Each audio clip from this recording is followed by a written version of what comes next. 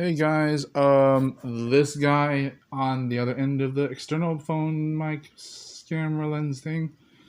Yes, it is me, and this video, this is the Human Game Console Podcast. We are no longer not making the episodes anymore. When I get more of a team collab effort on the same channel, the main one, I will see if they will organize episodes for me and see if they can find which number it actually is at. We were actually at about maybe like 15 or 17 episodes in. For myself solo. Not introverted, there's a difference. Extrovert solo. But lone wolf social. So omnivert more than ambivert. So Human Game Console episode, something. We're gonna talk about the difference between single track thinking and multi-track thinking. So a single track person is not necessarily ignorant. A multi-track person isn't necessarily an overthinker. What they are people who just simply see the world differently while still seeing it in the same way. Now, how you can tell about this is that someone who, for example, uses single track thinking to only pay attention to something that catches their interest in the middle of a serious conversation, and something oddly specific catches their attention when you try to bring up a point about why you care about what they're doing or what they're saying, and the person in question brings a point up too, and then the single track only pays attention to the thing that the example or the way that they nuance non-verbally how to bring that up. That's a very good example anyways. So for example, say someone is worried about how your boundaries are silly, and the way you approach that situation is tell them, don't worry about it, trust the process, and they look at your thumb, oh, why is it finger contactless? That's single track. That's a red flag about single track thinking. It's very distracting and annoying and obnoxious because people who use single track thinking that poorly are being ignorant in a way that they can't help because their programming is so bad that they don't realize what's actually hurting them in the meantime, to say the least. However, that's not to say that multi-track thinkers never overthink, right? Because multi-track thinkers do unwittingly overthink. Now, on the bright side of that, multi-track does mean that they're intelligent. But if they only overthink, there are times where their integrity and their advice giving won't be integral. And what's even worse than that is that people only ask them for advice about things that they think that they're good at.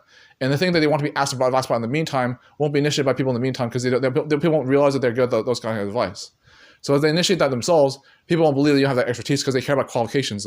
The collective, on a very warranted cultural 2024 level, believes that you have to have qualifications to know what you're talking about. And if you question their expertise, they get mad at you. And they think that's because you're ignorant, to say the least. They have to be right or wrong about that, but that happens though. That's how oddly specific getting wisdom gets, is that you'll find wisdom that makes you seem less believable as a scholar, hypocritical as a scholar, and even a downright pure evil as a scholar, when none of those three things are even true about you, right? We all have an evil bone. We all have divine bliss and purity, okay? We're not only feminine or masculine energy. We are not vain just because we have a penis or a vagina, okay? It happens. Even your race and eye color affect who you are as a person. But that's not because they discriminate anyways, doesn't it? So, that's what the multi-track thinking. Now, back to single-track thinking. There are good things with single-track thinking that happen to be good. But you have to be very discreet about how to go about that. It sucks because it's a condition, kind of like with the discrimination. It is a condition of single-track thinking to already care about what the actual facts are in the news, and not just because you're seeking them out with the turkey greaser. That's why even pure heroism can already easily be wrong about truth not existing. Because people who are that traumatized and broken down on the inside, who are emotionally disturbed, need to heal in spite of truth maybe or maybe not existing. So single-track thinking can be vain to that. But that's not because single-track has to always be right. If you never allow a philosopher to get enough money for their research, or you never allow a doctor to get enough funding for their self-efficacy project, David Maslow, then there's nothing good about that. But the thing that's really vain is that I think everyone is psychic. I think everyone is single-track and multi-track at the same time. Because we don't want to make fun of Alakazam for being a Pokemon in Pokemon, right? We don't want to make fun of Tai fighting like with Agumon alongside him as if life is unfair, because life is fair. People who think that life is unfair never gave enough chance to even philosophize why they were atheists in the first place, right? To say the least.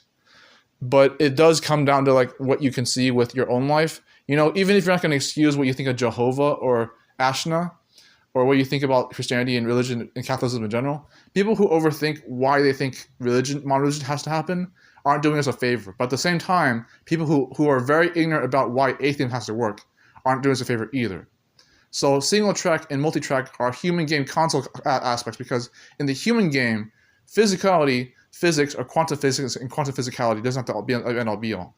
I am very humanitarian and central thinking, but it doesn't mean I don't know anything objectively or truthfully, okay? I do confirm things eventually. I really do. Take care, guys. Nutrition of the seeds, trying for social death.